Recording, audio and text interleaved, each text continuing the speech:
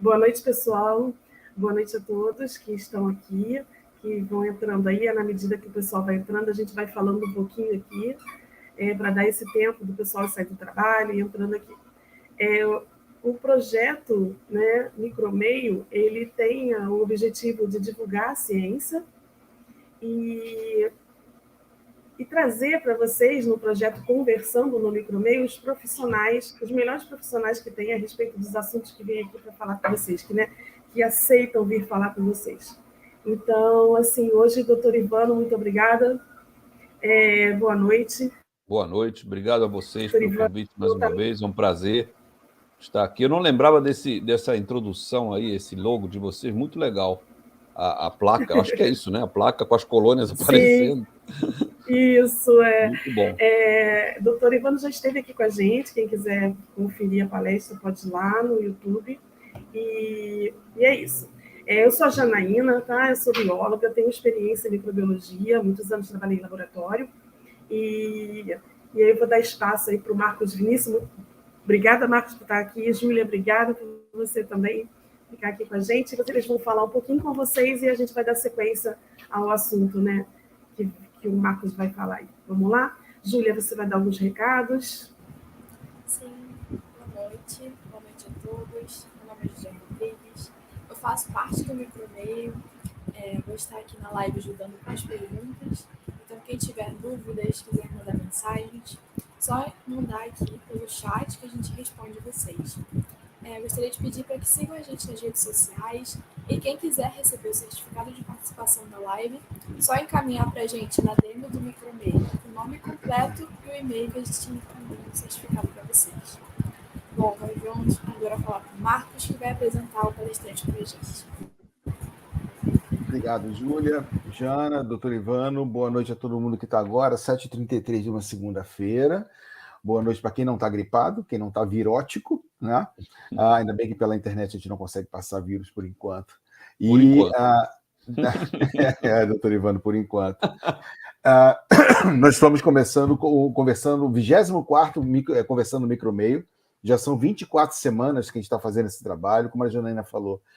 A missão do canal é levar a informação, né, de saúde a todo mundo. Então, como eu estava falando com o doutor Ivano aqui, lembrando a ele aqui antes da live, a gente tem pessoas conhecidas, pessoas não conhecidas, alunos defendendo sua tese e trazendo a tese para cá. Então, a intenção é essa, é misturar, fazer, né, Jana, é trazer a pessoa que é um speaker de congresso internacional e, ao mesmo tempo, no dia seguinte, você está aqui um aluno de defesa de tese, né, falando sobre o trabalho que ele está fazendo. Então, essa é a intenção da gente. E hoje, mais uma vez, temos aqui o doutor Ivano, sócio-atleta do canal aqui já também, vai falar hoje sobre o diagnóstico diferencial laboratorial da SRAG, Síndrome Respiratória Aguda Grave, para os mais íntimos. E aí, nada mais do que, né, doutor Ivano, né? Tá todo mundo bichado? Então, nada mais do que um assunto bem pertinente, e óbvio que a gente vai falar de um assunto bem complexo e bem gravidade para quem está no hospital, e ele vai trazer atualização sobre isso. Então, da próxima hora, aqui a gente pretende ir até às 8h30, mais ou menos, a gente vai debater. Não esqueçam de fazer as perguntas no chat, que está aqui no cantinho, coloca as perguntas lá, que a gente vai, em algum momento, perguntar para o doutor Ivano e ele vai responder a gente, tá bom? Doutor Ivano, essa próxima hora é toda sua. Muito obrigado, Marco, todos vocês, Janaína, Luzia, como é o seu nome? Luzia, já esqueci. Júlia. Desculpa.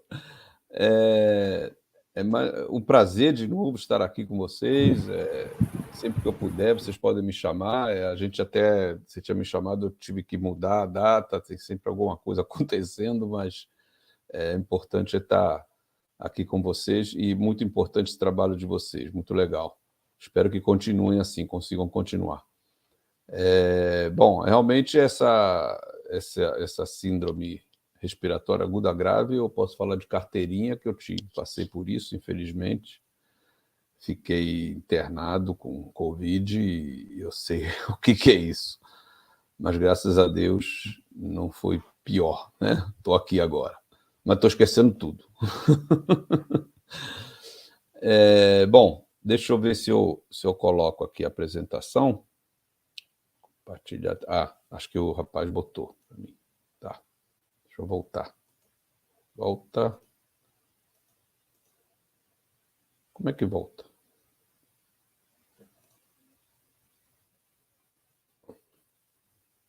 Conseguiu, né? Tá. Então, tem uma coisa aqui na frente da minha tela. Aqui. Sai. Espera aí. Desculpa, gente. Pronto. Bom, eu não sou médico, tá? E não é uma palestra sobre clínica da doença. Apenas a gente vai falar algumas coisas da clínica e só para caracterizar o problema e a gravidade da doença e qual é o objetivo dessa palestra, enfim, dessa minha apresentação, sobre a importância de você fazer um diagnóstico. Não, gente, eu peguei a coisa errada. Desculpa, gente. Esse é o antigo. Espera aí, deixa eu compartilhar de novo. Eu peguei errado. Ele apareceu aí era o antigo. Não, sem problemas. A gente, quando eu olhei assim, marcadores moleculares de bactérias, não é nada disso. Isso a gente vai dando alguns recados. Vamos lá, deixa eu ver aqui. Compartilhar a tela. Não, eu tenho que sair disso aqui. Peraí. Eu vou dando alguns recados, doutor. Vai. Ivano, o senhor pode fazer com calma. Obrigada, Fábio, Lilian, Lilian já esteve aqui conosco, dando palestra. Muito obrigada pela presença de vocês. E a gente queria dizer para vocês que a gente agora está com um projeto de cursos, né? Então, em breve, eu vou dar um curso de GRAM com a doutora Ana Leia. A gente vai fazer compartilhado esse curso. Nós já tivemos um de parasitologia. GRAM interessante, hein? Tem um monte de gente que não sabe fazer GRAM. Exatamente, né? É aquilo, né? O MALDI-TOF chegou, né? Primeiro os aparelhos automatizados, depois o MALDI-TOF, e a gente tem aí identificação bacteriana muito rápida, né? Mas o GRAM ainda é o GRAM. Então, assim, é muito importante que a gente saiba ler, que a gente saiba diferenciar, não somente dizer, né, gram negativo ou gram positivo, e sim, por algumas morfologias, a gente consegue chegar a uma conclusão e dar uma resposta também rápida ao médico. Doutor Ivano, tudo ok? Agora sim. Então, em breve, tá? Vamos lá, doutor Ivano. O gram é o começo de tudo. Exatamente. Pois é, senão você vai para o caminho errado. Vamos lá. Então, a importância dessa apresentação é mostrar como é importante você saber qual é o organismo, qual é o agente etiológico que está afetando aquele paciente. Principalmente, a gente viu isso muito agora com essa questão aí do Covid, né? Então, eu vou falar algumas coisas sobre a clínica, sobre né? E depois entrar mesmo no diagnóstico diferencial. Tá? Bom, então, a SRAG, quer dizer Síndrome Respiratória Aguda Grave, tá? São casos da síndrome gripal ou da infecção respiratória aguda, como quiser chamar, mas um pouco mais adiantado, um pouco mais à frente, onde você tem várias condições clínicas que podem te levar até a óbito, né? E a necessidade de ventilação forçada e outras ações, né, médicas necessárias para manter o paciente. As causas podem ser vírus respiratórios, né? Principalmente influenza, tipo A e B, agora o vírus sincicial respiratório, que está sendo muito falado, principalmente com a criança, né? O SARS-CoV-2, nosso amigo aí, o Covid, bactérias, fungos e até mesmo outros agentes que podem causar pneumonias, né? Mas principalmente esses agentes que são os mais importantes, os mais comuns, né? Então, você tem aqui algumas definições do que é síndrome gripal, né? E a síndrome respiratória aguda grave. Você vê que na síndrome respiratória aguda grave você tem um desconforto respiratório, saturação de O2 abaixo de 95%, né? E começa a ter cianose nas extremidades, lábios e tal. Então, realmente é o momento que você precisa tomar uma atitude mais drástica, os médicos precisam intubar o paciente, o que for. Então, é uma doença é uma condição clínica muito grave e muito preocupante, né? Diferente da síndrome gripal. Bom, também mais um textinho, registrado como SRAG em todo caso de pacientes que chegam ao serviço de saúde com sintomas de doença respiratória, né? E com essa clínica. E normalmente se faz um teste para até 20, normalmente que eu digo hospitais, né, de um certo porte, nem todos, mas até para 20 agentes causadores, vírus, bactérias, né, adenovírus, até hantavírus, dependendo da clínica, tá? Pneumococo, leptospirose, hemófilos, né? Qualquer micro-organismo, até Klebsiella, enterobactérias podem causar pneumonia. Então, dependendo da clínica, o médico direciona para esses testes. Bom, essa síndrome SRAG, né, ela pode ser, a síndrome gripal e a SRAG pode ser classificada nesses itens aqui, né? Leve, moderado, com suas características, grave e crítico. Isso é uma classificação do próprio Ministério da Saúde, né? E você tem, no quadro clínico, quando você não tem sintomas, né, ausência de sintomas, você pode ter uma positividade para a Covid-19, por exemplo, por RT, que é PCR, que a gente vai ver mais na frente, tá? Bom, vamos lá nos agentes etiológicos. Então, você tem aí, eu separei em vírus, né? Influenza A, B, coronavírus. Coronavírus é um vírus conhecido, já antigo, existem vários tipos. E o SARS-CoV-2 é o novo, né? O conhecido ultimamente, que causou a Covid-19, mas já existiam. O SARS mesmo já existia antes, né? Para influenza, metapneumovírus, o RSV, adenovírus, rinovírus, enterovírus, esses são muito comuns. Esses, inclusive, causam esses resfriados que a gente tem, né? Peguei um resfriado, que não chega a ser gripe, né? Mas aquela coisa, fica aquela coriza, aquela tosse, né? O olho lacrimejando e tal. Isso aí, dependendo se for uma criança, se for um idoso, pode levar a complicações pela entrada dessas bactérias aí, pela co-infecção, né, de bactérias como essas espécies que estão elencadas aí, tá? Então, é importante você saber o que está acontecendo com aquele paciente.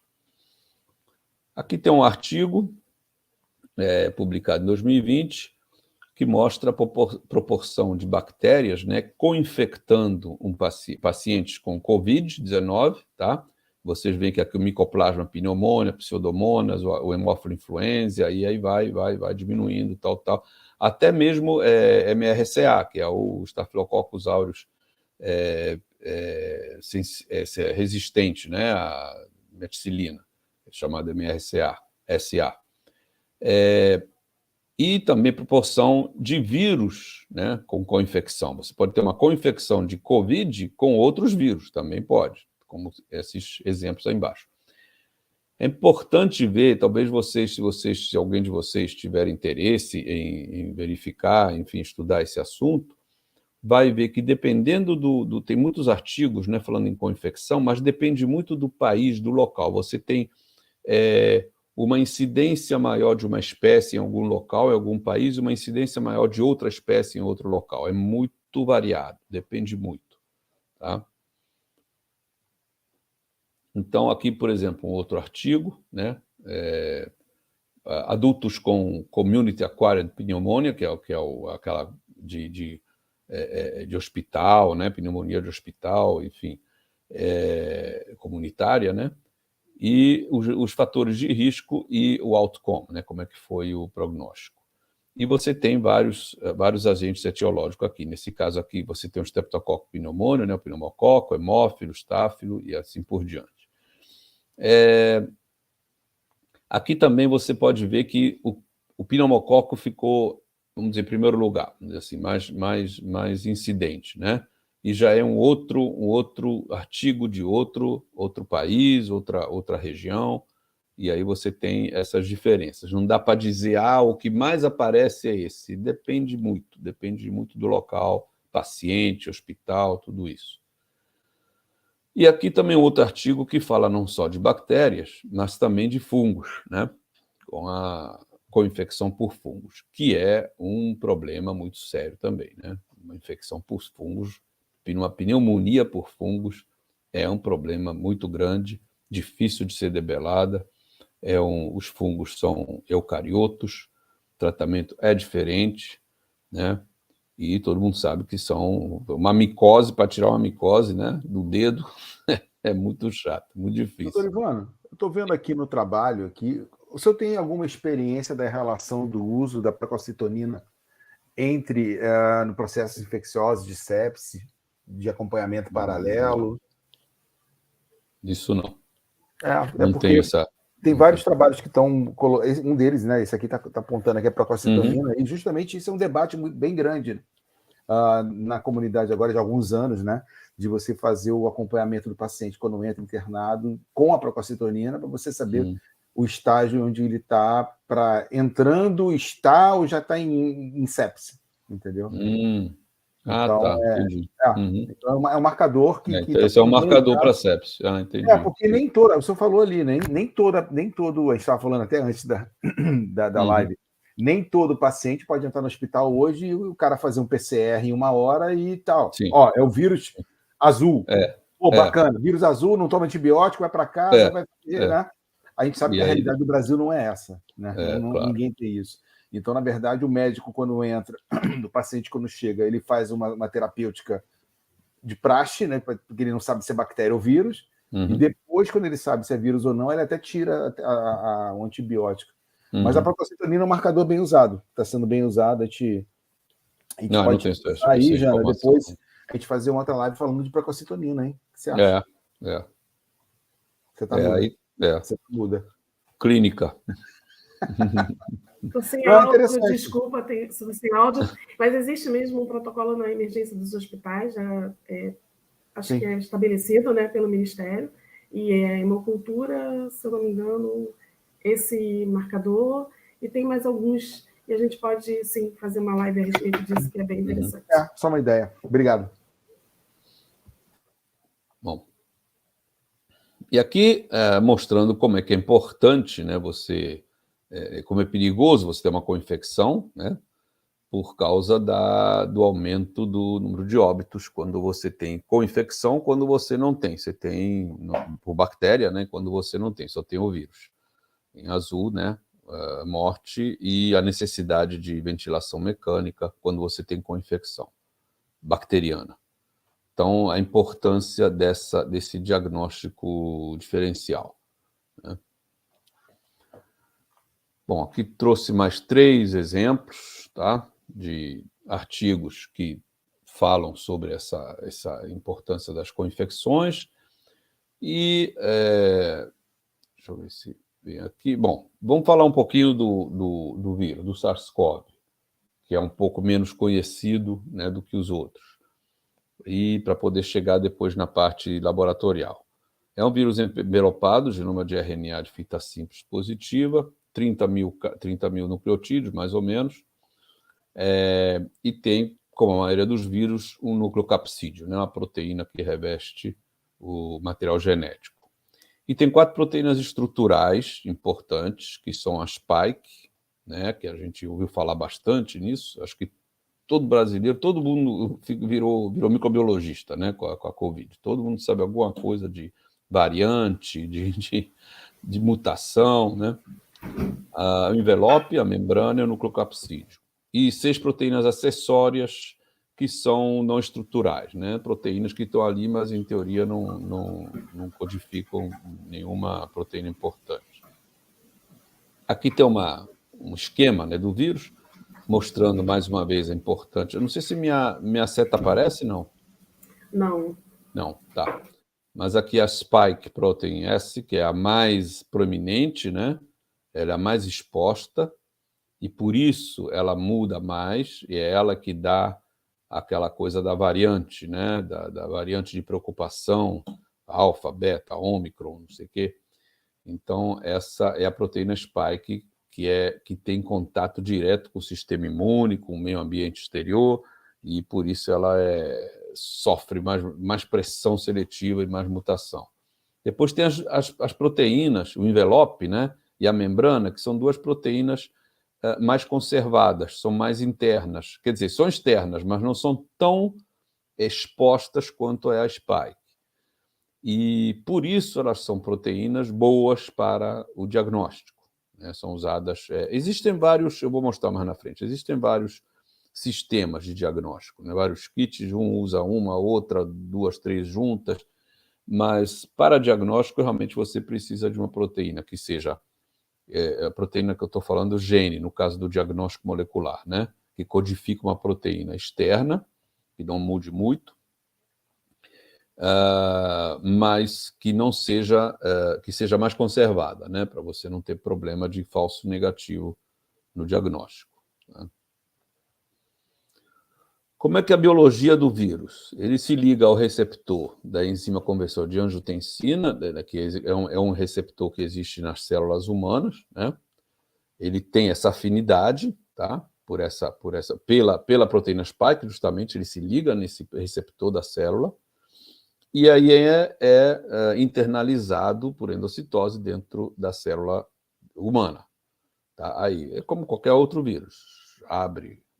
O vírus abre e expõe seu RNA, o RNA se liga à célula, usa a maquinária da célula e produz novas partículas, milhares de partículas que vão estourar a célula, vão sair para o meio ambiente, e essas partículas vão infectar novas células. Quais são os alvos diagnósticos dependendo da fase da infecção viral?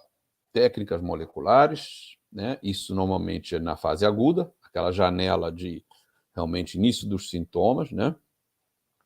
Detecção de anticorpos ou antígenos. O antígeno você pode também detectar ele na janela inicial, na fase aguda, que é justamente quando você tem bastante vírus circulando na sua nasofaringe, principalmente, e aí você faz aquele testezinho da laminazinha, né, do fluxo lateral, e pinga ali, vendia na farmácia, né, e você pode ver a proteína ali. Mas para isso você precisa de ter uma quantidade de vírus circulando bastante grande, para te dar um positivo. Então, é um teste menos sensível.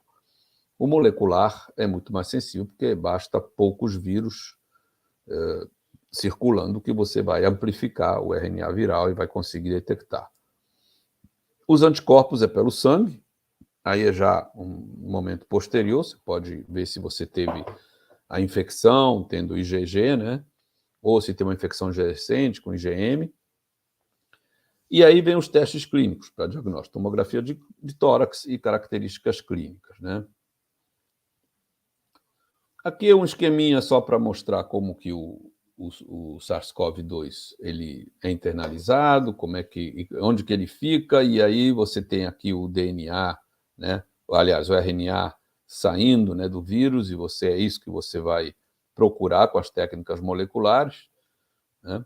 Ou então com as técnicas onde você procura o antígeno ou o anticorpo, né? O que você está procurando? O anticorpo, proteína spike, alguma proteína do capsídeo, e o antígeno, quer dizer, o antígeno, né, proteína spike ou do capsídeo, e o anticorpo, né, são sorologia simples, que você vai ligar um pentâmero ou uma IgG no vírus e dar aquele fluxo lateral também, te dá um resultado positivo. Bom, da detecção molecular, você tem 4 regiões principais do genoma viral que podem ser utilizadas como alvo, tá? Usando o RT-PCR. Não sei se todo mundo sabe o que é RT-PCR. RT-PCR não é o tempo real, não é o real-time PCR. Antigamente, quando começou o PCR em tempo real, se usava essa sigla, RT-PCR, como real-time PCR. Mas está errado, porque o RT-PCR, na verdade, é o Reverse Transcriptase PCR. O PCR é utilizado para amplificar vírus RNA. A PCR só funciona para amplificar DNA. Ela não amplifica RNA. Então, você precisa fazer uma reação enzimática com a transcriptase reversa, que transforma o RNA do vírus em DNA, chamado DNA complementar, ou cDNA. Essa é a RT-PCR. E, em seguida, com o DNA agora do vírus, né, o vírus era RNA, vira DNA, substitui a uracila pela timina, e aí você tem o DNA, e aí o PCR começa a amplificar o DNA viral, que era o RNA viral. A gente chama de DNA viral, mas era RNA. Mas é o molde, a mesma coisa. E você tem esses genes aí que a gente falou, que são alguns genes que podem ser utilizados também para diagnóstico. Tá?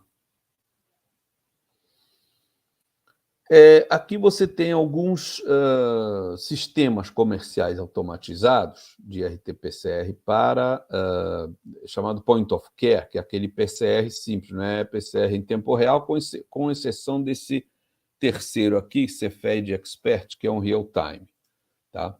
Mas os outros são todos endpoint, que seria PCR comum, convencional. E tem dois aqui que são PCR digital. PCR digital é uma técnica um pouco mais nova, onde você utiliza quantidades muito pequenas do material clínico, né? E você faz você consegue detectar nessa quantidade pequena, você consegue detectar realmente o RNA viral. E aí, só para mostrar que tem vários PCRs e real-time e digital, tá? E esses PCRs, eles têm aqui embaixo, ó, cost per test, tá vendo? Você tem libras esterlinas, 10 por teste, esse aqui, na penúltima coluna, aqui à direita. $20 por teste, $19,8, $1.152, isso aqui. É um absurdo, né? Porque é o digital. E outros que nem têm valores, né? Eles não têm essa informação. Para mostrar o custo que é um teste de PCR em tempo real. Não é barato. Tá? Aqui outros tipos de detecção, já mostrando primers e vários alvos, o gene N, né? O gene da proteína N, ORF, RDPR, EN, várias coisas junto, vários genes como alvo, né? E os primers e as sondas aqui para você. Na última coluna direita, você tem o probe, né? Que é a sonda, mostrando que isso é tudo PCR em tempo real. Todos PCR em tempo real, sistema Tachman. Tá? PCR em tempo real, que a gente faz quando faz o teste PCR para Covid, ou qualquer outro diagnóstico aí que tem vários já comerciais, para vários outros agentes. Quando a gente fala PCR em tempo real, a gente fala do Tachman. Tá? O Tachman ele utiliza 2 primers, como qualquer PCR, e uma sonda. Né? A sonda se liga na porção, no fragmento que está sendo amplificado. E vai soltar uma fluorescência e vai dar a positividade, né? No caso dela estiver, se aquele alvo existir. Tá? Essa sonda tem um preço bastante elevado. É isso que encarece o Tachman. Tá? Inclusive, acho, tá? Pelo menos até agora, eu acho que aqui no Brasil não tem nenhuma empresa que sintetize essa sonda. Quando você vai comprar esse kit de primer você já faz aqui, que no Brasil eles fazem, as empresas. Mas quando você vai comprar o primer e a sonda, tem que fazer lá fora. Né? Bom, aqui um esquema rápido com todos os testes, o antígeno, o anticorpo, o RT-PCR, né? E tem aqui vários sistemas já fechados, NASBA, LAMP, Sherlock, Detector, são todos sistemas comerciais que saíram nesse artigo, um update de molécula diagnóstica de Covid-19. Tá? Mais uma vez aqui, vários outros sistemas aprovados pelo FDA, tudo Tachman, RT-PCR com sonda e tal. Estou falando isso tudo porque eu vou chegar onde eu quero chegar, que é o diferencial. Tá? Bom, aí essa confusão toda aí deu a ideia da gente desenvolver fazer um projeto, submeter a um sistema de projetos que a Fiocruz lançou, né, já desde 2018, se não me engano, chamado Inova Fiocruz, inovações em ciência, em tecnologia, biotecnologia. E a gente submeteu esse projeto, tá? E chamado Desenvolvimento de RT-qPCR, que é o PCR em tempo real para vírus, né, RT, vírus RNA, com o HRM, tá? Para detecção simultânea e de baixo custo, aí é que está o diferencial, tá? De agentes virais e bacterianos associados a infecções respiratórias agudas. Então, vamos destrinchar isso aqui. Bom, a primeira parte desse projeto é um projeto, tá? Está em andamento, não terminamos ainda. Mas eu vou trazer, estou sendo bonzinho, estou mostrando todo ele para vocês, vou mostrar todos os problemas, tudo para vocês, para a gente conversar aqui. A primeira parte desse projeto, ele detecta 3 agentes etiológicos que nós estudamos aí aqui no Brasil, nós achamos que foram os mais incidentes aí nos casos de Covid no Brasil. O pneumococo, o Haemophilus influenza e o Mycoplasma pneumoniae. Inclusive está escrito errado ali, tem um ponto e tem um P maiúsculo, mas é um gênero espécie, tá? A segunda parte vai detectar 3 vírus, né, mais também incidentes em IRAS, vamos chamar de infecção respiratória aguda, tá? O SARS-CoV, naturalmente, influenza A e influenza B. E a terceira parte vai ser juntar isso tudo e tentar fazer uma detecção simultânea desses 6 patógenos com uma única reação de HRM. Por que HRM? Vamos passar. Bom, já falei antes, né? RT é a reverse transcriptase, que é vírus RNA.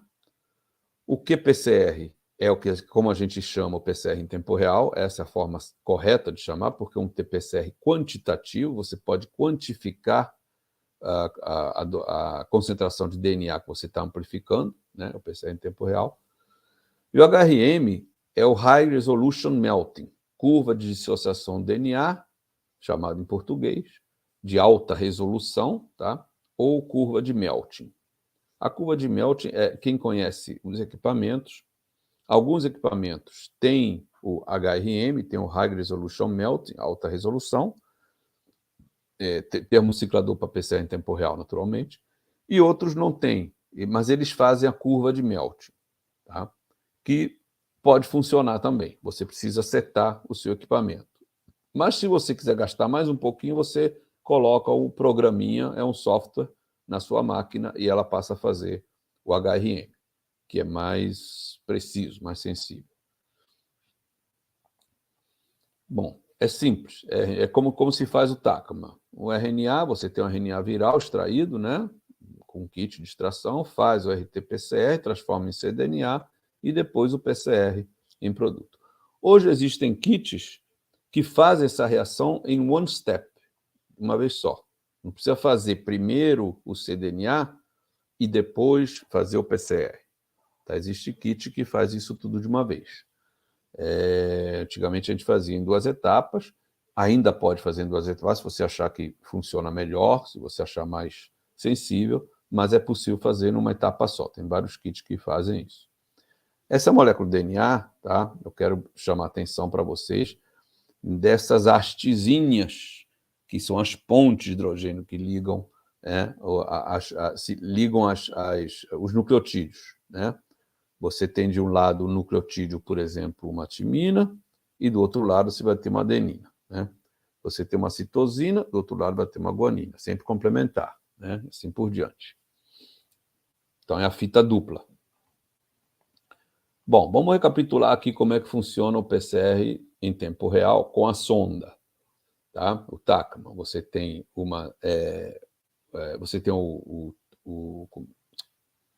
template, né? O DNA do vírus, enfim, que está ali dentro, que você colocou na reação. O termociclador ele aumenta a temperatura, há uma desnaturação do DNA, ele abre as 2 fitas. O DNA ele é muito estável por causa disso. Você pode aquecer ele a 100 graus, claro que não mais do que isso, né? Aquecer ele a 100 graus, ele abre as fitas, e quando ele esfria, ele volta todas as duas fitas na mesma posição. Então, você aquece ele. Nesse momento, os primers, que são pedaços de óleo, são chamados oligonucleotídeos, né? Pedaço de um pedacinho de DNA bem curto, né? Complementar a região que você quer procurar, né? Se ligam, se anelam, né? Na região certa, tá? E como eles são pedaços de óligos com a extremidade aberta, é uma reação química, a polimerase que está ali dentro, né, da reação, ela encontra esse óligo ligado no DNA com uma extremidade aberta e entende que precisa colocar um nucleotídeo ali, precisa continuar aquilo ali, precisa estender aquilo ali. E aí ele lê, ela lê o nucleotídeo próximo, que está solto, que não tá com nada ligado nele. Se for um T, ele pega um A, que os nucleotídeos estão soltos na reação, ele pega o A, coloca ali, aí vai para o próximo, vai para o próximo. E assim vai lendo aquela fita até um determinado ponto. Não consegue ler infinitamente, mas até um determinado ponto ela vai. E aí você tem, então, de um lado e do outro, você vai ter duas fitas copiadas. Aí começa tudo de novo, segundo ciclo. Esquenta tudo de novo, abre tudo de novo, vem o primer, tudo isso está dentro da reação em grande quantidade para poder garantir essa amplificação. E no final da reação, depois de 35, 40 ciclos, você tem bilhões de cópias daquele pedacinho que você pediu para amplificar. Muito bem. Então, isso aqui é o primer, aliás, é o PCR comum. No PCR em tempo real, você tem a mesma coisa, o primer, tá, que vai se ligar, mas você tem também uma sonda, que é o probe. Tá? E a sonda também ela é complementar a um pedaço, normalmente pouco na frente de um primer e do outro, daquele DNA que foi aberto, e ela vai se ligar ali. Essa sonda ela tem duas extremidades, naturalmente. Numa extremidade, ela tem um reporter, que é o fluoresceína, aqui está escrito fluoresceína, tá? Que é uma molécula fluorescente, e tem um quencher, né? Que é uma molécula que, para a gente lembrar isso, sempre fala que é o olho grande. A molécula do reporter fluorescente, ele brilha, tá? Mas o quencher, quando está ligado ali perto dela, não deixa ele brilhar. Fica de olho grande, não deixa, apaga o seu brilho, tá? Então, quando está essa sonda inteira, está o quencher e o reporter, o fluorescente e o quencher juntos, o quencher não brilha.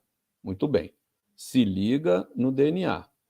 E aí começa a polimerase a estender aqui, na segunda linha, a estender aqui a leitura, né?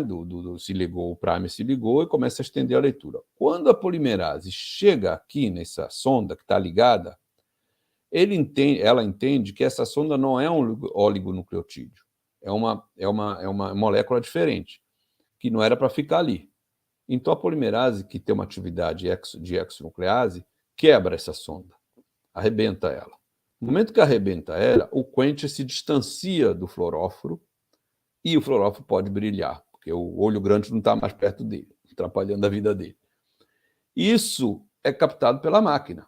Então, se está brilhando, é porque ele estava ligado no DNA alvo, né? E a polimerase, os primers foram crescendo, foram sendo estendidos, e a polimerase destruiu a sonda. E aí soltou o brilho. Quanto mais brilhar, mais sonda ficou ligada, então mais DNA tinha. Se ela não brilhar, é porque ele não ligou em lugar nenhum, não teve negativo, não ligou, não fez nada, então não está brilhando. Então, esse é o racional do PCR em tempo real. Vocês veem aqui que depois quebrou aqui, ó, e o fluoróforo sai brilhando e dá o brilho lá no aparelho. E aí você tem sondas com fluoróforos específicos de cores diferentes. Então, vamos dizer que você tem uma sonda, você tem que fazer uma multiplex, uma sonda para o Covid verde, depois tem uma sonda para o influenza vermelha e uma sonda azul para não sei o quê. E aí o aparelho vai te dizendo esse brilho da sonda verde, esse brilho da sonda azul e assim por diante. E aí você consegue identificar. Desculpa.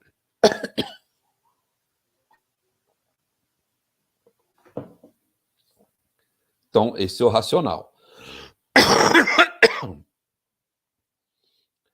E você pode ver isso, né, o PCR em tempo real, no computador.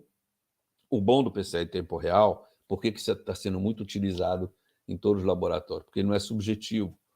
Você não tem que fazer um gel e olhar banda. Aí cada um olha, eu estou vendo uma banda, não, eu não estou vendo, esse gel ficou ruim, esse outro não dá. Né? Antigamente até fazia, mas hoje você tem tudo no computador. Então é emissão de fluorescência. E você estabelece o CT, que é essa linha horizontal embaixo, que é o cycle threshold, quer dizer, que seria em que ciclo começou a aparecer a fluorescência. Nesse caso, você pode ver claramente que no ciclo 12 começou a aparecer a fluorescência, né, de várias sondas, uma verde, uma mais verde claro, uma vermelha, uma amarela, né? E mais na frente, lá na frente, tem uma azulzinha saindo lá no 34, 33, 34. Então, essas sondas que subiram, a gente chama começaram a amplificar, começaram a soltar fluorescência no ciclo 12, muito provavelmente, são alvos que foram amplificados. É um CT de 12. Um CT baixo quer dizer que tem bastante DNA. Um CT alto, 34, 35 para cima, não é negativo. Então, isso aqui pode ser uma coisa inespecífica qualquer, uma água, pode ser qualquer coisa que dá, que é fluorescência, é muito sensível. Então, pode dar uma coisa, mas o CT é muito alto. Então, isso não é considerado um positivo.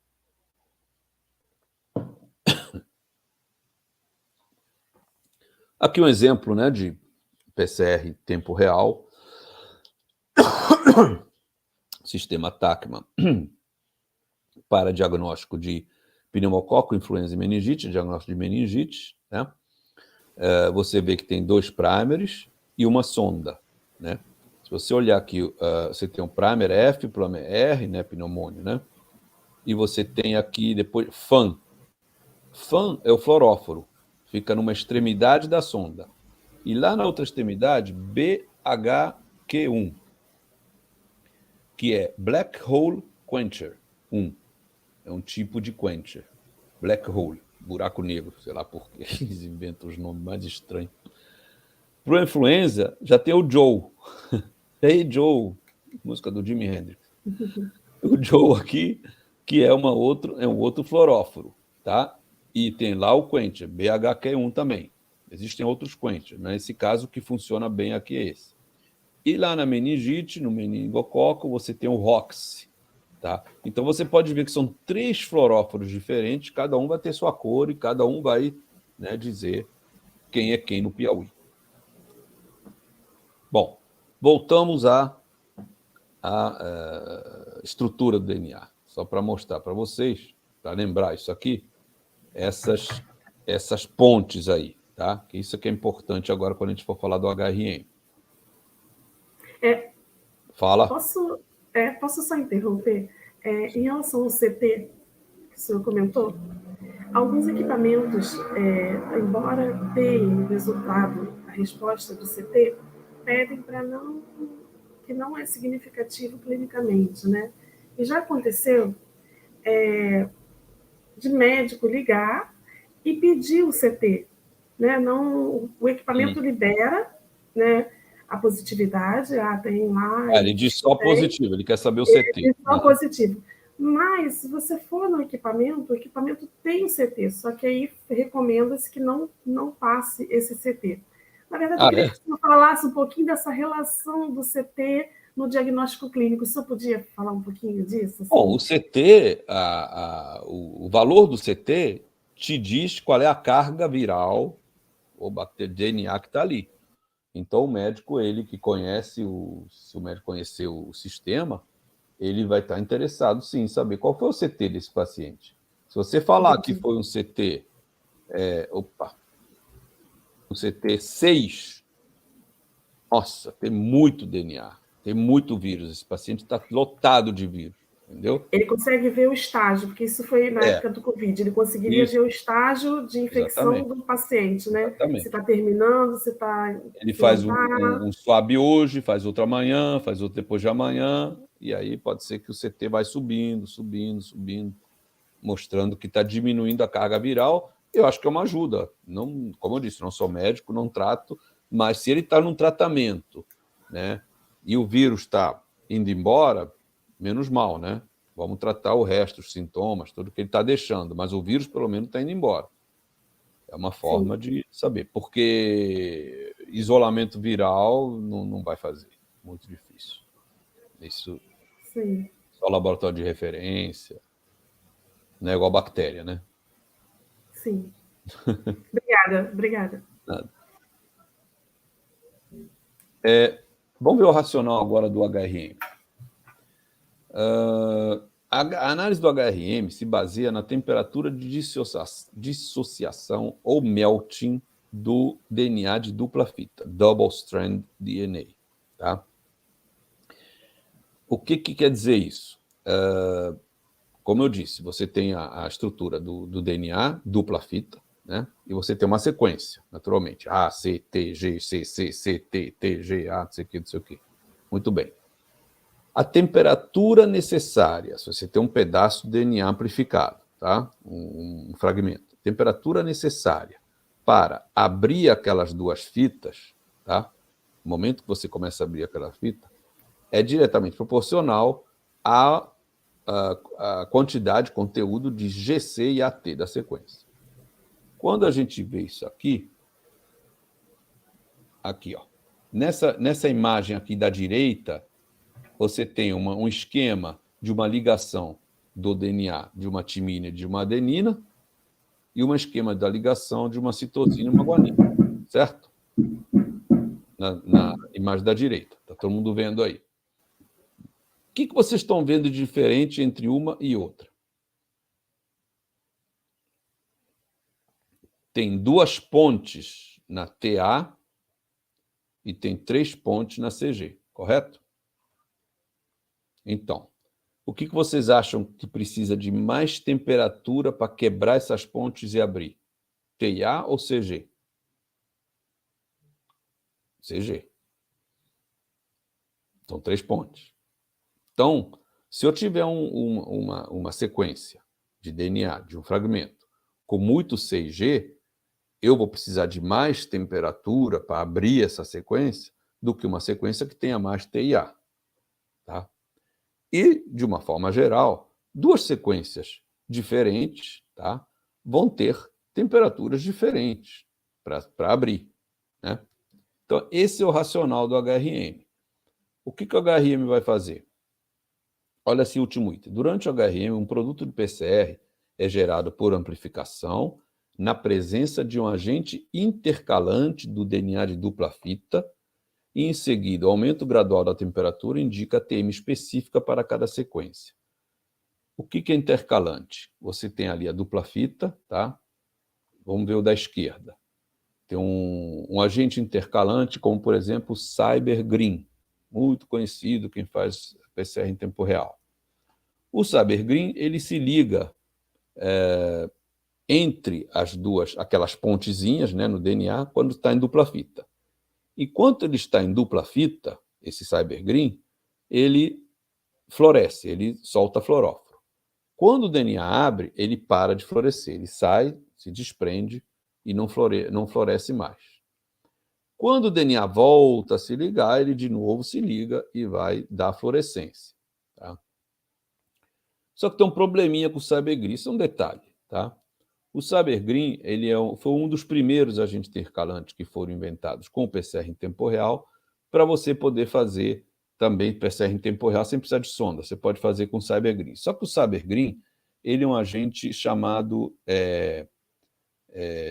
não saturante. Tá?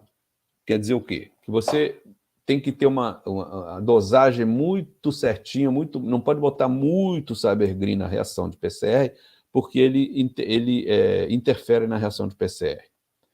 Então, ele pode não se ligar em alguns nucleotídeos. Tá? Ele pode não se ligar, deixar alguns nucleotídeos abertos. Numa reação de HRM, de PCR, você pode abrir e naquela fita, naquele ponto, não ter Cybergreen para soltar fluorescência e você tem um resultado errado. Com isso, eles começaram a trabalhar em novos agentes intercalantes, como o EVA Green, LC Green Plus, Saito 9, tem vários agora, que são saturantes. Isto é, pode ter bastante dentro da reação, pode completar toda a fita saturada com EVA Green, por exemplo, e não tem problema, a reação de PCR continua. Muito bem. E aí o que acontece? Tá lá, você amplificou tudo, tá? Com o EVA Green, por exemplo, o EVA Green se ligou em todo o DNA e está soltando fluorescência. Tá bom. Até aí, nenhuma diferença. Você vai ter o fragmento do SARS-CoV, o fragmento do influenza A, do influenza B, do hemófilos, todos eles, se foram todos amplificados, todos eles estão lá soltando a mesma fluorescência verde. Tá bom. Esse aqui é um artigo que nós publicamos com esse sistema de HRM para diagnóstico da Neisseria meningitidis, do hemófilo influenza, do Streptococcus pneumoniae, agentes das meningites. Nós fizemos esse sistema e nós patenteamos. Isso está um patente que a gente está vendo aí para se tem interesse alguma empresa de fazer um kit para diagnóstico. Só que isso aqui era para estar depois, né? Bom, quando você tem o HRM, você vai ter... Eu tenho um alvo aqui, por exemplo, aqui, Neisseria meningitidis. O meu alvo da Neisseria meningitidis é o gene NSPA. É um gene exclusivo do meningococo. Do hemófilos é o gene P6 e do pneumococo é o gene PLI, tá? Da pneumolisina. São genes exclusivos dessas bactérias. E tem sequências diferentes entre eles. Tá? Portanto, quando eu terminar a amplificação desses genes com esses primers, termina a amplificação com o EVA Green, está todo mundo com EVA Green lá dentro, intercalado no DNA. Começo a esquentar, tá? A máquina começa a esquentar para fazer o HRM. Quando chega na metade da abertura da fita, não ela toda, apenas a metade, a máquina marca qual foi a temperatura de melting nesse ponto. Qual foi a temperatura necessária para abrir a metade desse fragmento de DNA. E, naturalmente, que vai ser diferente de um do outro, porque são 3 sequências diferentes. Então, você vai ter 3 temperaturas diferentes. Tá? E, dessa forma, você vai ter esses picos que estão aqui embaixo. Você vai ter, do pneumococo, a temperatura de melting é de 77 graus, do hemófilo influenza de 80, e da Neisseria meningitidis de 85, um pouquinho. Tá? Esse é o HRM, essa é a temperatura de mel de cada um. E vai ser sempre assim. Toda vez que você amplificar esse micro-organismo, você vai ter essa TM para cada um. Então, a TM é que vai dizer, e não se é fluorescência verde, azul ou verde, porque só tem uma fluorescência, tem uma cor. Mas quando você faz dessa diferenciação de abrir as fitas, você vai ter uma TM específica para cada um desses fragmentos. Inclusive, existe na internet, hoje tem vários softwares, né, de bioinformática e tal, tem um software chamado InSilico PCR, que eu uso bastante, onde você pode testar. Você pode pegar, por exemplo, esses 2 primers aí, eu boto lá naquele software e digo para ele amplificar todas as Neisserias meningitidis que têm no GenBank, que tem o genoma no GenBank, depositado no GenBank. E ele faz uma PCR para mim ali em sílico, né, no computador. Ele faz uma PCR e me mostra. Aí eu vejo se aquele primer é bom, o que ele está amplificando e tal. E esse mesmo programa, ele te dá a TM de um fragmento. Você pega um fragmento, tá? Eu posso pegar um fragmento de uma sequência, botar ali dentro do programa, ele me diz qual é a TM daquele fragmento. Então, ali você vai ver que cada fragmento vai ter uma TM, cada sequência tem uma TM diferente, né? Então, dessa forma, eu consigo identificar todos esses agentes etiológicos sem erro, e muito sensível, tanto quanto o Tacman, com uma vantagem: não tem sonda, porque esse CyberGreen, aliás, esse EvaGreen é baratinho. Então, é um método 10 vezes mais barato do que o Tacman, com a mesma sensibilidade, mesma especificidade. Bom, no projeto, nós trabalhamos com 364 amostras positivas e negativas de pacientes com suspeita de Covid-19, com o apoio do Laboratório de Referência de Vírus Respiratório da Fiocruz, 248 amostras positivas e negativas com suspeita de influenza A e influenza B, e 484 amostras de pacientes com suspeita de pneumonia, né, geral. Total, 1.096 amostras. Esse projeto gerou uma dissertação de mestrado, tá, dessa aluna, ela trabalhou apenas com as bactérias. Ela trabalhou intensamente com as bactérias, estabeleceu as TMs daqueles 3 agentes etiológicos, testou as cepas, as amostras, né, de paciente internado com Covid, tá? E aqui estão as TMs das amostras das cepas de referência que a gente estabeleceu. Então, essas TMs aí, a TM ela varia, não é um valor certinho, né? Ela tem uma variação de mais ou menos 0,5 graus para cima, 0,5 para baixo, tá? Mas, mesmo assim, você vê que não se interpõe, né? Não faz o overlap. Aqui tem alguns testes, né, que foram feitos, mostrando temperatura de melting dos 3 genes, né, as TMs. É importante mostrar, vocês podem perguntar, que tem picos mais altos e mais baixos, tá? Isso aqui é a quantidade de fluorescência. Quanto mais alto, mais fluorescência. Quanto mais baixo, menos fluorescência. É apenas a quantidade de DNA encontrada. Mas você vê que o pico está todo na mesma temperatura. No eixo horizontal, ele não mexe. Ele vai direto naquela temperatura ali. Tá? A altura só diz que tem mais DNA. O deslocamento horizontal é que vai dizer qual é o micro-organismo, que é relacionado à temperatura de melt. Bom, e aí os resultados foram bem interessantes. Nós tivemos, das 166 amostras positivas para a Covid, 40% apresentaram pneumococo, 24% hemófilo e 12% micoplasma. E das negativas também nós tivemos, menos do que com Covid, né? Mas também tivemos presença de bactéria. Você vê como é importante a presença de bactéria, e foi muito subestimada durante esse período de Covid, né? Porque, se bem que o pessoal entrava no hospital, já davam azitromicina, né? Mas nem sempre a azitromicina é o melhor, né? Seria bom você saber qual é o micro-organismo que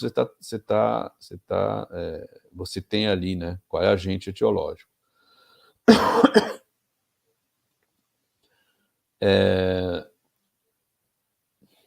Um outro dado importante foram entre os pacientes leves, né, com sintomas leves, e pacientes graves, né?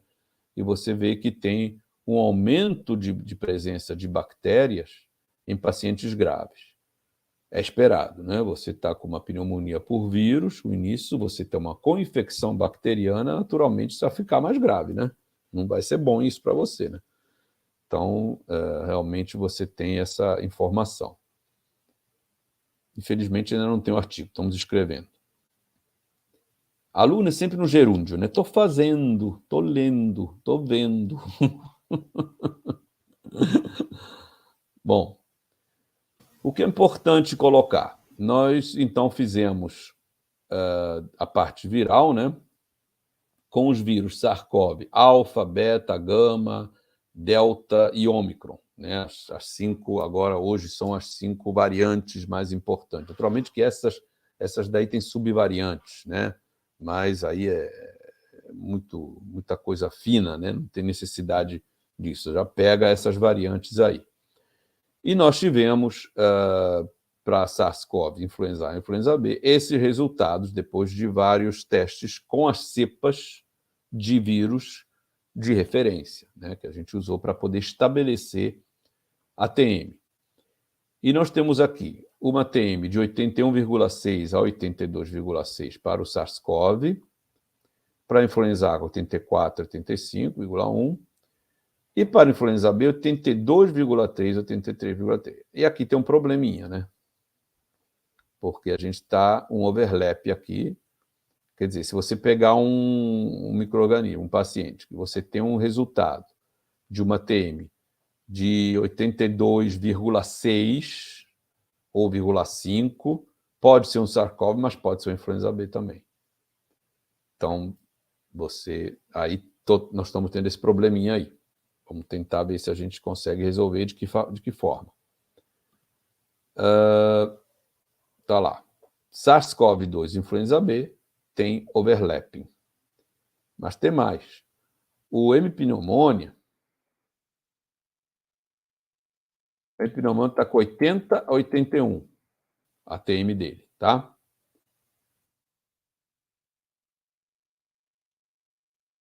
O SARS-CoV, 81 a 82. Está muito próximo. Não está overlapping, mas está muito próximo. Tá?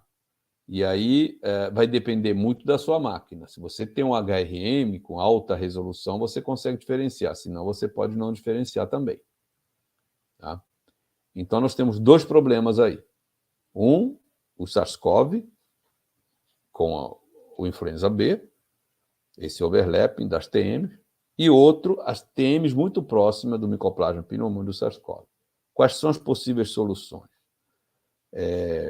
O sistema apenas diferencia SARS-CoV e de influenza. Pronto. Não interessa saber se é influenza A ou B. Você vai saber se é SARS-CoV ou se é influenza. Você consegue diferenciar. Tá? Eu acho que, em termos clínicos, não vai fazer muita diferença o A do B, a não ser que fosse vírus sincicial. Para o problema do Mycoplasma pneumoniae, das TMs próximas, aí ele será necessário fazer 2 reações separadas. Não vai dar para fazer uma só. Mesmo porque a gente ainda não testou o multiplex com os 6 juntos. A gente nem sabe o que vai acontecer. Mas a gente pode fazer 2. O paciente entra e você faz uma reação com o kit, né, vamos dizer assim, para os bactérias, e uma reação com o kit no mesmo material, para os vírus, ao mesmo tempo. Não mistura, né? E aí você vai ter um resultado para um e para o outro, e você vai poder saber se é bactéria ou se é vírus, né? E qual a bactéria e qual o vírus. Então, essas são algumas soluções que a gente pensou, né?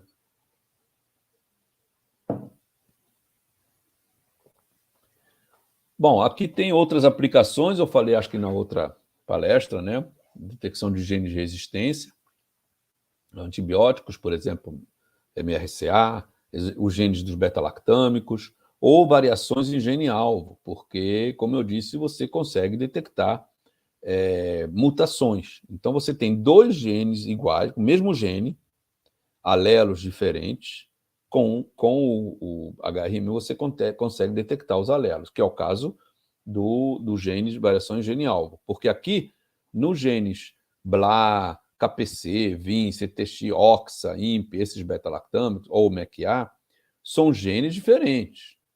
Então, sequência diferente, fácil.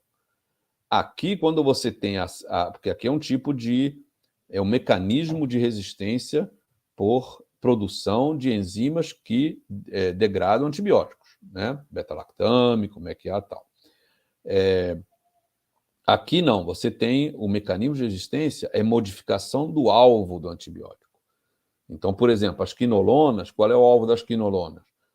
Os genes, as proteínas, né? Girase e topoisomerase. E os genes são GIRA e PAR-C, né? Alvo da rifampicina, RPO polimerase, RPOB, o gene, né? Então, o que acontece? A bactéria tem aquele gene, sempre tem, faz parte do metabolismo dela. E ele é o alvo do antibiótico. O antibiótico se liga naquela proteína, tá? Codificada por aquele gene, para entrar na célula e para matar a célula bacteriana. A bactéria muda a estrutura do gene suficientemente para mudar a proteína, o sítio de ligação que se ligaria ao antibiótico. O antibiótico não consegue encontrar a proteína, não se liga, fica resistente. E o HRM consegue detectar isso. Então, consegue ver uma bactéria que tem um gene selvagem, vamos dizer, o gene sensível, aquela é sensível, o gene não mudou, e a bactéria que tem a mutação.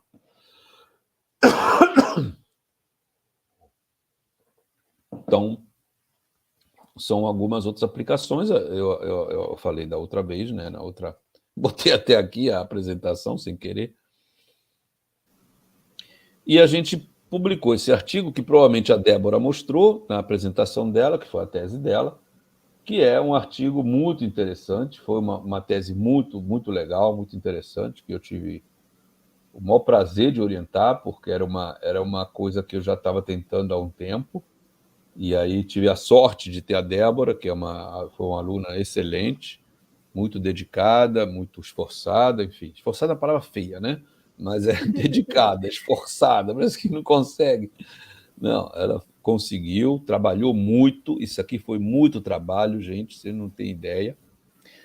Gastou muito dinheiro para fazer isso aí, mas saiu um negócio bem legal, que é o MLST. Quem trabalha com bacteriologia deve conhecer MLST, deve ter ouvido falar em MLST, Multilocus Sequence Typing. É uma ferramenta de biologia molecular muito boa para você, de epidemiologia molecular, né, para você caracterizar clones epidêmicos de populações bacterianas.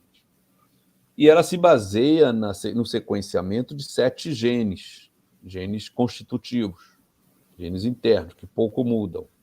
Você tem que sequenciar esses genes. E aí tem um banco de dados, você coloca os alelos lá, tal, ele te dá o tipo sequencial, complexo clonal, e tudo isso associado com gravidade aliás, como é que chama?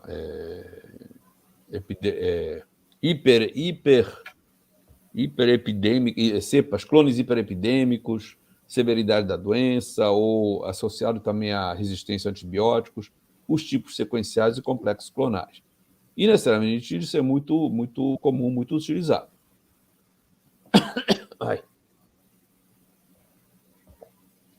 E aí, em vez de fazer o sequenciamento, a gente utilizou o HRM para detectar os clones, os alelos, né, principais de determinado clone. E aí você classifica, né, aquela bactéria apenas com HRM sem precisar sequenciar. Isso é sensacional, muito bom. Barato, rápido, né?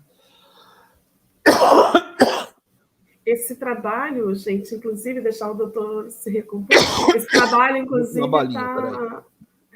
esse trabalho está apresentado numa das lives disponíveis no canal do YouTube, aqui do Micromeio, e a Débora apresentou para a gente não somente o trabalho, como ela falou sobre meningite, de uma forma muito clara, e apresentou todo esse resultado de trabalho que o doutor Ivano coordenou.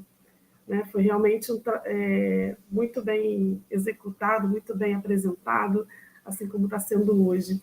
A gente tem aqui 2 perguntas, na verdade. Uma, o Fábio diz que já foi respondida, mas a gente vai ler a da Marjorie. Ela pergunta aqui, né? Boa noite. Nesta técnica de HRM, utiliza-se algum controle interno, endógeno ou exógeno? Obrigada, Marjorie, pela participação. Eu conheço a Marjorie. Obrigada por estar aqui, viu? Oi, doutor, tá sem fone, tá sem som. Desculpa, gente. Sem problemas. Estou aqui chorando aqui porque me deu acesso de tosse.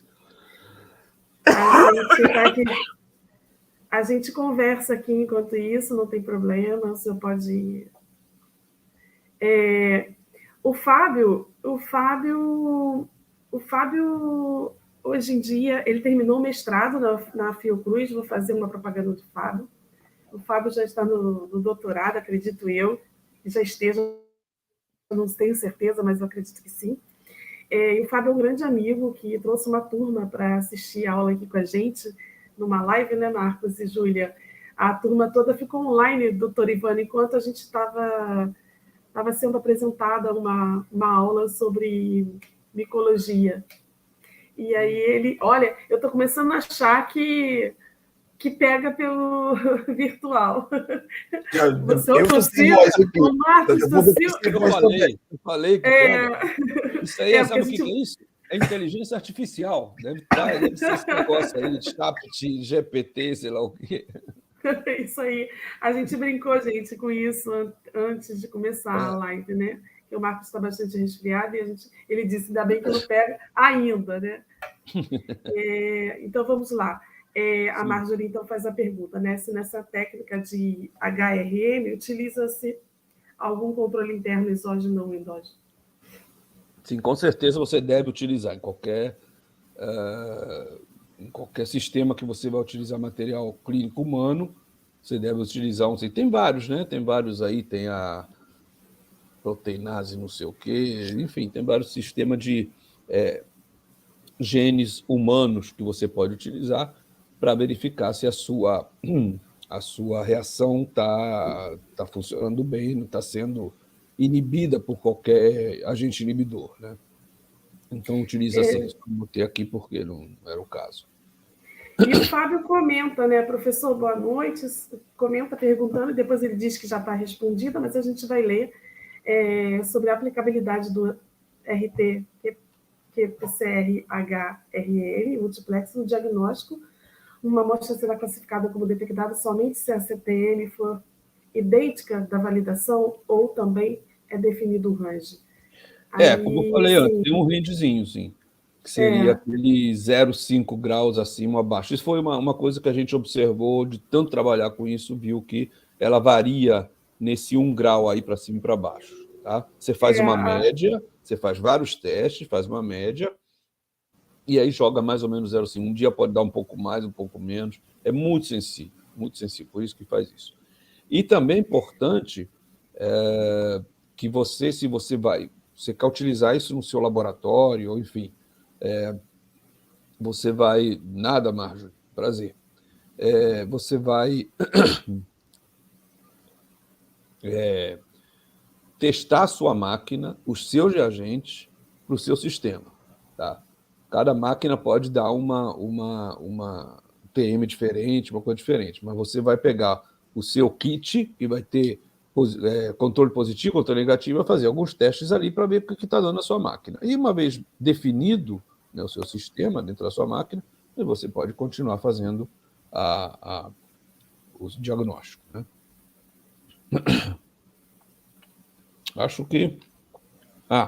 aqui sim, aqui continuando esse artigo, tá? Uma coisa interessante, vocês podem ver que aqui, esse primeiro gráfico aqui em cima à esquerda, é o alelo 2 do gene ABC, tá? Que foi detectado com uma temperatura de 82 graus, e aqui no gráfico à direita, o alelo 9 do mesmo gene ABC, que identifica o clone 41. Aqui o clone 11, aqui o 41. E aqui embaixo outros alelos, né, de outros genes. Estou mostrando como é que foi. E ele foi muito... Como não muda muito a sequência, esse aqui é muito certinho, quase não tem variação. Então é muito fácil de identificar, uma vez estabelecido.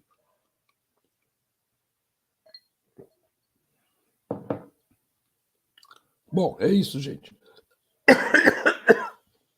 Desculpa.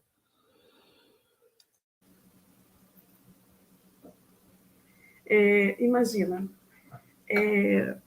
De verdade, por um momento eu assisti e vou ser muito sincera e assim, fiquei pensando, né?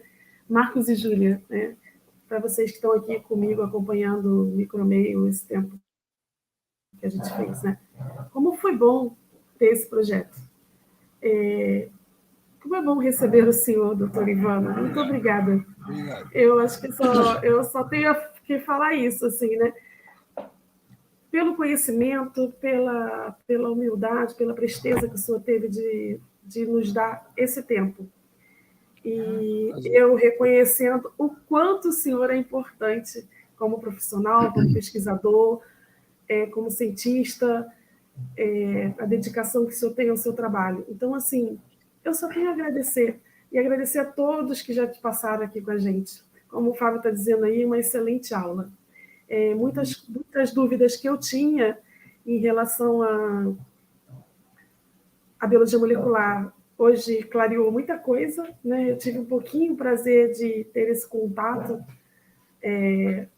com biologia molecular por causa do Fábio. Fábio, obrigada também por você ter me dado essa oportunidade. Foi aí na Fiocruz e assim, tive um pouquinho, mas assim, obrigada. Nada. Tô até chorando aqui, tá vendo? Eu vou dizer que eu me emocionei. Eu mandei aqui pro Fábio, a palestra está me emocionando, porque assim, voltou um filme, assim, né? E como é gostoso aprender, né? Como é gostoso aprender. Acho que é isso. Como é gostoso ouvir conhecimento, como é gostoso. Eu respeito muito isso. Eu costumo dizer que vocês são gigantes do conhecimento, né? Quando a gente olha para vocês, o quanto vocês estudam, o quanto que a Fiocruz dá para o nosso Brasil, para a gente, né? Então, toda vez que vem uma pessoa da Fiocruz ou algum outro professor também, não todos que venham aqui, mas que traz conhecimento, assim, é muito relevante. Então, assim, eu estou muito feliz hoje de ter o canal por conta disso e por o senhor ter aceitado o nosso convite. Débora está aqui com a gente, doutora Angélica, uma série de pessoas que participaram já do Micromeio. Obrigada. Débora... eu falando mal dela aqui, hein? Poxa. Verdade. Ela precisa voltar. Fábio, todos que eu convidei que não estiveram ainda. Eu não vou ficar me estendendo aqui para o doutor, para a gente não atrapalhar aí, mas eu só tenho a agradecer. Muito obrigada a todos que vocês participaram. Doutor Ivano, mais uma vez, muitíssimo obrigada. Marcos e Júlia, obrigada por vocês acreditarem nesse projeto e, doutor, por ter a confiança de vir aqui e mostrar um trabalho que ainda está embrião, né? Assim como o senhor disse, né? O artigo ainda está saindo. Precisamos trabalhar mais. É um projeto, vai trabalhar mais nisso, então, assim, é muito relevante. Júlia.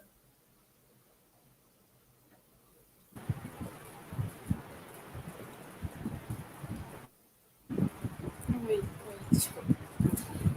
Primeiramente, eu quero agradecer a todos que participaram com a gente, que mandaram mensagens, perguntas. E lembrar que quem quiser receber o certificado da live de hoje, só enviar para a gente pela DM do Micromeio o nome completo e o e-mail que a gente encaminha o certificado para vocês. Mais uma vez, eu agradeço a todos que participaram e uma ótima noite a todos. Bom, doutor Ivano, a voz agora voltou. Excelente. Eu vou repetir o que eu falei na última aula do doutor Ivano aqui, quando ele fez com a gente. Para quem é microbiologista, tá? Eu já fui, hoje eu sou comercial. Mas para quem é microbiologista, isso que o doutor Ivano falou aí não é mais o futuro, tá? Isso é a realidade. Eu vou falar a mesma coisa que eu falei na última aula dele. Quem não tem ideia do que o doutor Ivano está falando, daqui para o futuro, ou hoje, não vai, ele vai estar fora do que é a microbiologia. Tem que correr atrás. Isso, vai estar fora do que é a microbiologia de hoje para 20 anos ou de hoje para 10 anos. Hoje, toda a metodologia nova, né, ela é baseada em DNA, né? DNA, RNA. O DNA, ou seja, a nossa molécula fundamental. Ninguém mais faz microbiologia. É óbvio, aí eu vou falar aquilo que eu sempre falei aqui, né, Jana? Como eu brinquei, a Janaína vai lançar um curso de GRAM, né? E tem muita gente que faz grã errado. E aí eu volto a falar, enquanto a gente está falando, o doutor Ivano está apresentando para a gente aqui um conteúdo altamente complexo, mas é a realidade, o futuro da microbiologia, a microbiologia básica também tem que ser cuidado, porque você só vai trabalhar com amplificação de DNA se você sabe fazer um grã. Se você sabe como é que funciona o autoclave. Vou falar aqui dos meus orientadores, já que a Jana está exaltando tanto a Fiocruz. Vou lembrar há 27 anos atrás, quando eu estava lá no Rocha Lima, né? E uma das pessoas que me orientou falou assim: mas como é que funciona o autoclave? Epa! Como é que funciona o autoclave? Opa, que eu vou ter que sambar aqui para descobrir, não sei o quê. Aí fui lá, já falei isso aqui várias vezes, fui lá no Otto Beer, né, e preparei uma aula de como é que funcionava o autoclave, né? Eu entrei para estagiário e falaram assim: vai lavar vidro. Como lavar vidro? Eu quero fazer DNA, eu quero fazer PCR. Mas antes de você chegar lá no PCR, você vai lavar vidro, porque se o vidro estiver mal lavado, lá na frente nada se faz. Então, vamos exaltar o conhecimento de hoje e vamos exaltar a micro básica, né? Que em alguns momentos, na minha carreira, eu presenciei isso, batendo papo com as pessoas. A gente está muito focado lá na fímbria esquerda da batata doce, fixadora de nitrogênio, e aí você esquece o básico da microbiologia, ou da BAC, ou da imuno, ou da micologia de vírus e bactérias. Então, são as duas coisas, né? Olhem para o futuro, mas tenham o passado, tenham a microbiologia de Pasteur, tem que ser muito conhecida, muito, porque é a base de tudo, né? Eu brinco com todo mundo.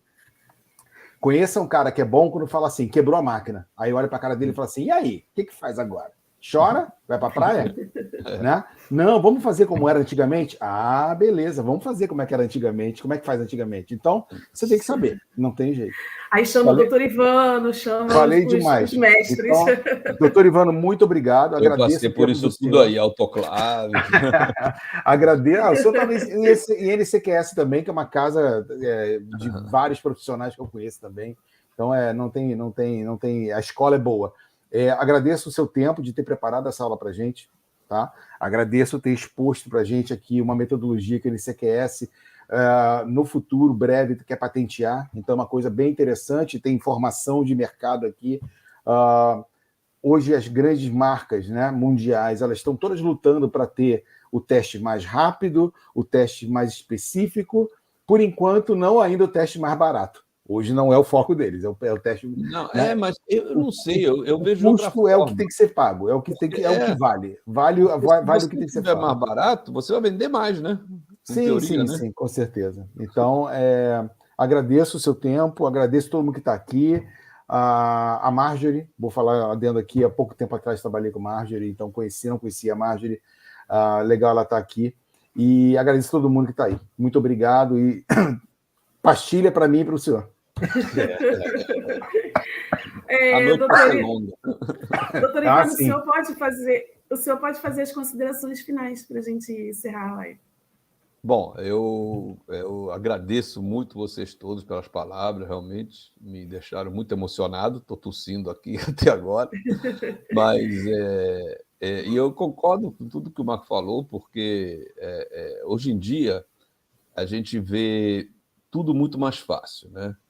Por exemplo, PCR, tá bom, PCR é uma coisa mais nova, mas PCR já tem, eu acho que o primeiro PCR que eu fiz foi 2000, por aí. Primeira vez que eu fiz um PCR. Já estava vindo, porque o cara inventou em 90 e pouco, né? O surfista lá, e estava pegando onda, e aí... Aí eu conto essa história. Eu conto todo quanto é lugar, quando eu vou falar disso, eu conto a história do cara na Califórnia, como é que ele inventou Eu fui para a Califórnia para poder aprender, mexer. Não precisava, já tinha aqui no Brasil, mas eu arrumei um estágio lá, em Berkeley, e fui com o professor, e foi a primeira vez que eu comecei a fazer PCR. E você deve saber, era um tampão, a enzima, o DNTP, a polimerase, tudo bonitinho, tinha que dosar. Não deu banda, bota mais cloreto de magnésio. Deu banda demais, bota menos cloreto de magnésio. E a obra? Hoje não. Hoje nós temos... você tinha que ter 3 salas, você tinha que trocar de roupa. Era quase assim, era quase mágica, né? Eu lembro quando chegou, era quase mágica. Nossa, a primeira vez que eu vi banda, eu fiquei louco, assim, queria levar para casa. Aí, hoje não, é tudo Master Mix, tudo gozado, bonitinho, funciona. Você botou lá dentro, funciona. Quer dizer, o aluno não sabe o que tem ali, o que está fazendo, não sabe por quê, né? E aí é tudo mais fácil, e o aluno que vem mais novo, ele não passa por esse processo, né, terrível de aprendizado, mas é bom, porque lá na frente vai precisar de saber essas coisas. Senão, né? Então, eu acho que... E por isso que o trabalho de vocês com esse micromeio é muito importante, trazendo pessoas que cada um dentro da sua área, né, que possam trazer suas experiências e mostrar, porque a gente não sabe tudo, de maneira nenhuma, né? Eu sei aqui minha caixinha, mas tem muito mais coisa aí, tem muito mais gente mostrando outras coisas importantes e tudo. Então, tudo vale. Ciência realmente, apesar de correntes contrárias, a ciência é tudo, né? Precisamos da ciência. Então é isso. É isso aí. Ciência é tudo, obrigado. gente. Ciência é tudo e por isso que a gente está vivendo mais. Não é isso? Exatamente. Boa noite para todos. Doutor Ivano, boa noite, melhoras. Obrigado. Patrícia, melhoras. Júlia, um beijo grande para vocês. Abraço em todos. Obrigado mais uma vez. Abraço. Tchau, gente. Boa noite. Tchau, amanhã tem boa mais. noite. Amanhã Isso, tem amanhã mais. a gente está aí com vocês. Tchau. Tchau. Boa noite. Tchau.